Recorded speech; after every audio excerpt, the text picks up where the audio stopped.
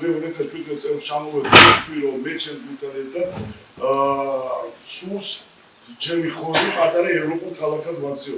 ეს ნაბიჯებს, ამ ნაბიჯებს მე მგონი თქვენ თქვენგანი ხედავდა ბავშვები უფრო ეს რო თქვენ უფრო პატარები იქნებოდით მაშინ, მაგრამ ეხლა თქვენ ხდებათ ეს გალამაზებული ხო ეს ყველაფერი ხმებულებო ჩემო ახალგაზრდობა თქვენთვის კეთდება იმისათვის რომ თქვენ კომფორტულ და ლამაზ გარემოში იყო. ლამაზ გარემოში ყოფნა თქვენ გაზრდით იმ საშუალებას უფრო მეტად იყო ჩართული იმ პროცესებში, რასაც სწავლა განათლება გვქონდა და ეს ჩემთვის ერთ-ერთი ყველაზე პრიორიტეტია და ამას კიდევ მოგვიანებით გეტყვით მაგასთან დაკავშირებით. არის, რა თქმა უნდა, გამოწვევები არის. ამ გამოწვევებს გავუმკლავდით და შეიძლება დაგვარად გადავწყვიტოთ ეს გამოწვევები. ინტერნეტი გაზიფიცირება ჩვენ რა თქმა უნდა დაბა სოფლებში ყველგან დასრულებულია ეს და ერთ-ერთი გადამტეხი წელი იქნება 2025 წელი გაზიფიცირებისათვის ჩვენი ზედა ტურისტული ზონისათვის. ეს არის კინჭხა, გორდი, სუქჩე, დედალაურის ნაწილი და ძეძილები. აი ეს სოფლები არის, რომელიც ადმინისტრაციული ერთეულებია, სადაც გაზიფიცირება არის გასაკეთებელი. შესაბამისად, აქ უკვე გადაწყვეტილება მიღებულია და 2025 წელი იქნება კიდევ ერთხელ მიდასტურებთ ამას.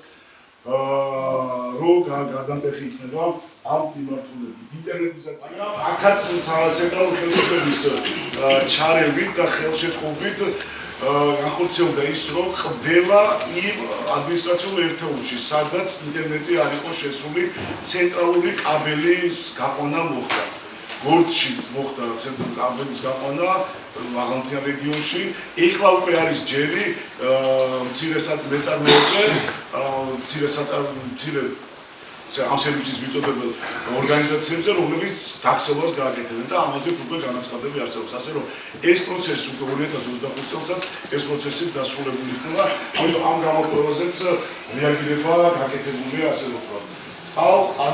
წყალარინება და წყალმომარაგება. წყალმომარაგება არის ერთ-ერთი მე წყალმომარაგებით დავიწყე.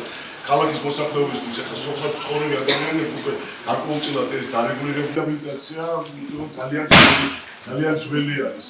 ეს სისტემა და მიღებული იქნა გადაწყვეტილება და ქალაქის მიმდებარე და ქალაქის ტერიტორიაზე სრულად გამოცხადა წყლის მომარაგების სისტემა და შესაბამისად ამის შემდეგ საკანონმდებლობის და შემდეგ უკვე აღარ იქნება პრობლემები წყალმომარაგებაზე. რაც შეეხება წყალარიდებას, თქვენ 25-26 ივნისის გემახსოვრებათ იქნებ თქვენთაგანს პრობლემები, როცა ძალიან დიდი მე არ მახსოვს, მე კი რა ჩემს პროცესებსაც არ ახსოვს ისეთი ნალექი მოვიდა და ყველა მიცით. ვერაფერს ვერ ვაკეთებდით, აი ერთადერთი რასაც რაც შეგვიძლია დაყოლი 800 ოჯახიდან განაცხადი იყო ასტრობეძე შემოსული, რომ იქნებ დაგვეხმაროთ და ასე და ასე შემდეგ. ჩვენ ვერაფერს ვერ ვაკეთებდით, სიმართლე მიდებით და ერთადერთი რაც შეგვიძლია იყო ის, რომ დამატებითი სახანძრო მაშველები გამოვიძახეთ, რათა ამოწმების შემთხვევაში დახმარებოდნენ ჩვენს მოქალაქეებს. მაგრამ ჩვენ რასაც ვაკეთებთ, ეს იყო ის, რომ წინ ხელწერტილებზე დავდიოდით, ჩემ გუნდთან ერთად, საკრებულო წარმომადგენელ საკრებულო დეპუტატებთან, ჩემ თანამშრომლებთან ერთად, ყველანი გასულებით და იმ ხელწერტილებზე დავდიოდით, სადაც პრობლემა იყო. ანუ პრობლემა იყო, რატო იყო გადმოსული ეს წყალი. რატო ვერ შევაკავეთ ეს წყალი და რატო ახში ვერ იმასვეთ. თუმცა მე მინდა გითხრათ, რომ იმდენად ხინალექი იყო ეს დაახლოებით ნალექს აღგზავნებსაც ეცოდინება მილიმეტრების ზომავე გარკვეულ ფართობზე რაოდენობით წყალი მოვა. ეს ალბათ იყო 3 თვის მოსასვლელი ნალექი. და ამიტომ ჩვენ ამ უხვან ნალექს გამოგვიჩნდა კონკრეტული პრობლემური ადგილები. თუ რატომ მოხდა ესე? შესაბამისად ამის შემდეგ მე ცენტრალურ ხელისუფლებაში წავედი, შეხვედრა გავაკეთე, საიდანაც დამატებით თანხები ამ პრობლემის აღმოსაყრად მოვითხოვე. დღეს არ ვიცი ახლა თუ ვინმე ხედავდა, თუმცა ხოლმე რომ წარმოვიდგინოთ, აი ესეთი არის, რამოდენ თაღია, თაღდა განჩენი ასე ხოლმე ხრივ ხონდა თავის დროზე ხოს დიდი არხი. საიდანაც თიდან ჩამოსული ნალექი ხო ის ხდებოდა ამ დიდ არხში. ეს დიდი არხები იყო რიგ შემთხვევაში გაუწყვილდავი, რიგ შემთხვევაში არინარჩენები გამოსებული ისე და ისე ჩვენი მოქალაქეების მიერ. აი ამ არხების თითოეული არხის გავლა მოხდა ფეხით მოსახლეობაში. ბევრ შემთხვევაში რიგ შემთხვევაში მოსახლეობას ჰქონდა რაღაც შენობები დადგმული, იქაც შევეცადეთ უკვე ადამიანთა რესურსი დაგვიწვიდა ესა. დღეს კიდევ მიმდინარეობს ამ პროცესის დასრულებული არ არის, დღეს კიდევ მიმდინარეობს აი ეს პროცესი.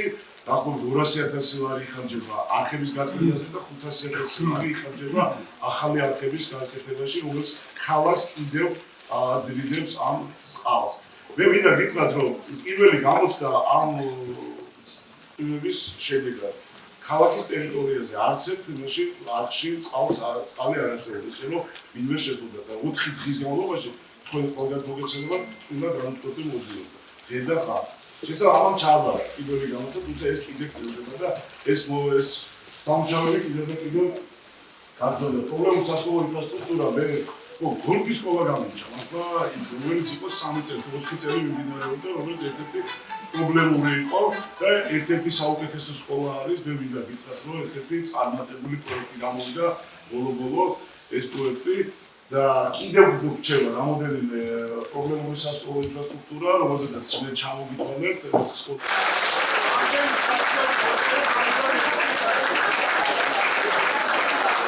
ქართლის ანგარიშის ჩამობარე მოსახლეობას შესაბამისად ვისაუბრეთ იმ პროექტებზე, რომელიც განხორციელებასაც ვაპირებთ, ესე რომ ვთქვა და რომელიც წამოწყებული გვაქვს, ესე რომ ვთქვა.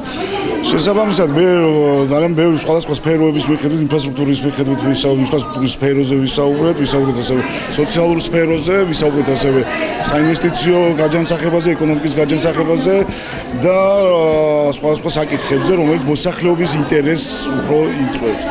ინფრასტრუქტურული პროექტები გავაცვალე ის გამოწვევებთან რა გამოწვევები არსებობს ახლა დღევანდელ დღეს, რომელიც ჩემზე უკეთიცია, ასე რომ ვთქვა, ჩვენ მოქალაქეებმა. შესაბამისად ამ გამოწვევების მიმართ რა ნაბიჯებს დგამთ, რა განზრახულობა გვაქვს, ამაზეც ვესაუბრე. ჩავაბარე ანგარიშში, გარკვეულ რომელზედაც არ ქონდათ ინფორმირება, ასევე სოციალურ პროექტებზე ვესაუბრეთ, რომლის გაუმჯობესებასაც ვთილობდა, რომლის ჩართულობა გვსურს.